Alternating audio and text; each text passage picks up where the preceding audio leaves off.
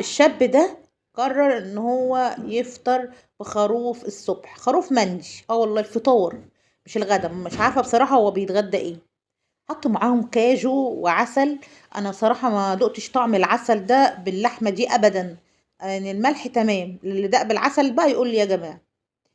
وهنا قرر ان هو يبدا بقى، بس تقريبا نسي يسمي، فبدا يسمي من جديد. هو الاكل يعني ايه، عاجبه اول درجه ان هو نسي يسمي. بصوا هنا وبدأ ياكل بقى. مش عارفة هو بيفطر كده يعني. الغدا بصراحة بتوقعه ايه، بس ما شاء الله يعني. ألف هنا وشفا. الفيديوهات دي لما الناس بتشوفها، في ناس بيجيلها إحباط. اه والله. يعني معقول هو كل الصينية دي كلها، بس ما صورش الصينية من أولها لآخرها وهو بياكل. هو جاب لقطات، استحالة يكون كل الكمية دي كلها. وكده هو خلص الصينية المفروض بتاعت الأكل.